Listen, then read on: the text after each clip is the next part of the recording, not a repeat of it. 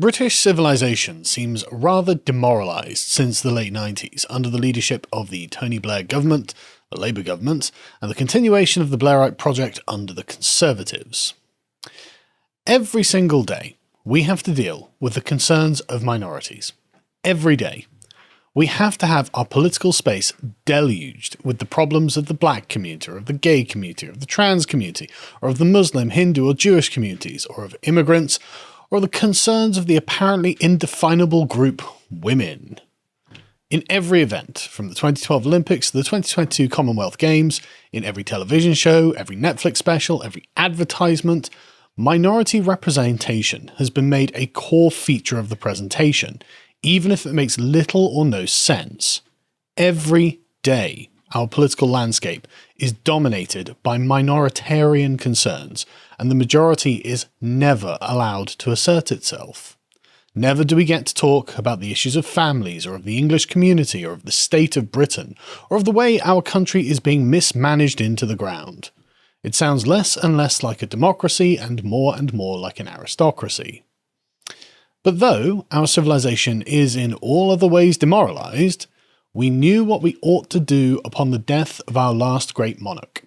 If Elizabeth II's funeral has shown anything, it's that when British traditionalism is on the march, the entire world comes to a halt to watch its glory.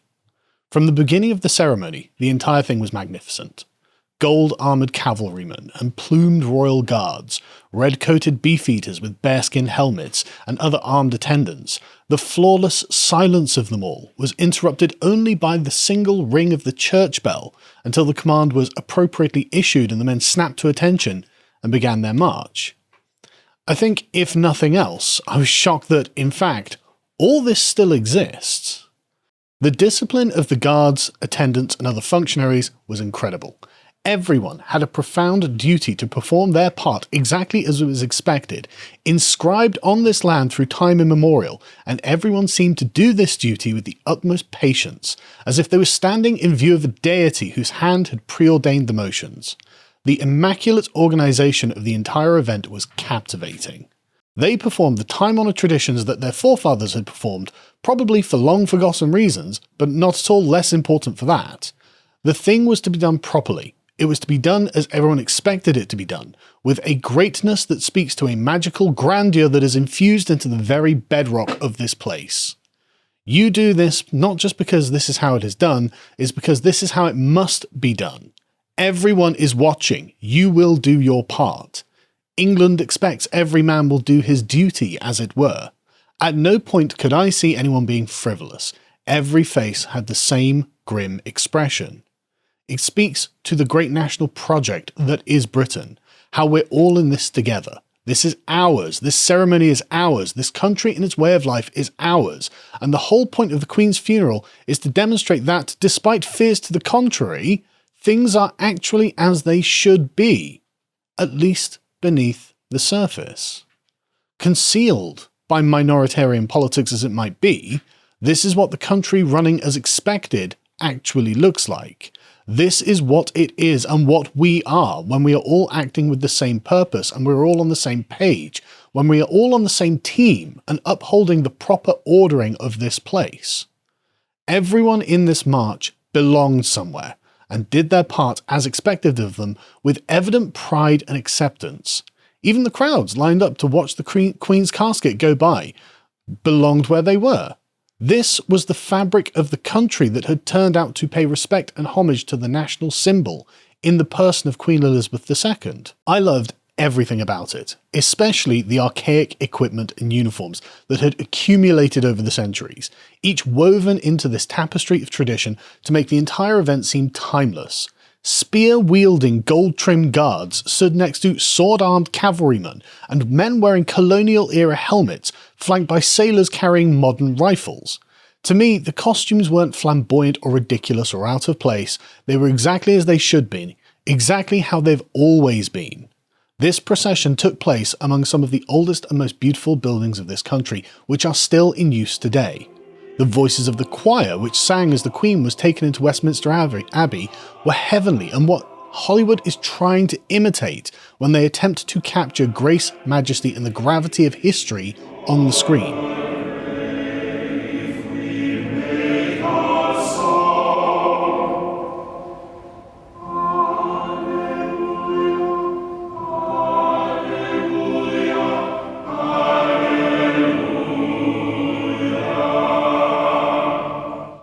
The March Down the Mall was the epitome of organisation and order, and the band played while the royal family saluted the cenotaph that had been defaced by Black Lives Matter demonstrators only 2 years earlier. The crowds seemed overwhelmingly English and applauded the procession as it marched past with dignity, rifles under their arms, beneath British flags. Then came the next stage of the procession to Windsor Castle and St George's Chapel. Through the most beautiful example of English green countryside marched the red-coated soldiers as the minute guns fired and the church bells rang solemnly. As they reached the massed crowds, the drums began to sound and the bagpipes began to play, and an aerial view showed us the entire procession swaying in time to the beat as they marched towards the castle.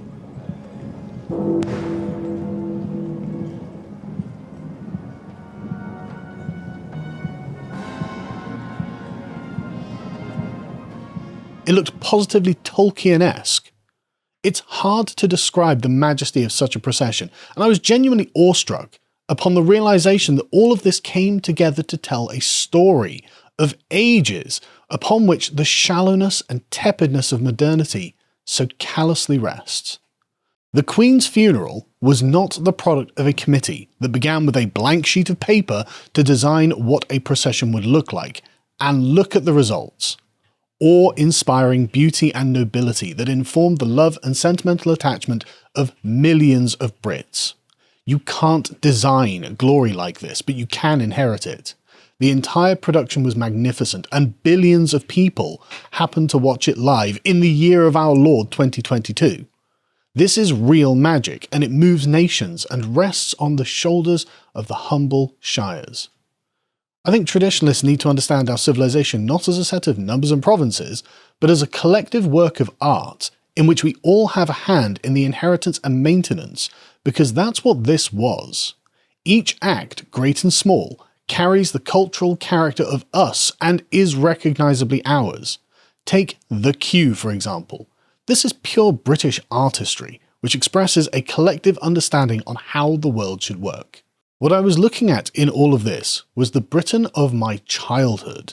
A British Britain, where the majority culture was finally, at least for one day, allowed to assert itself. It looked like the country we used to be. Just for one day, the country felt like home again. What were we not being assailed with on that day? We were not being assailed with minoritarian grievance mongering, we were not being assailed with anti-British sentiment, we were not being assailed with moral condemnation of the latest contrived leftist outrage. I find myself lamenting for a country I believe no longer exists. But it does exist. I saw it. We all saw it. And so it left me thinking that Britain actually feels like an occupied country. Underneath the progressive hegemony, though, the old order still lives. Maybe one day we'll be able to get it back.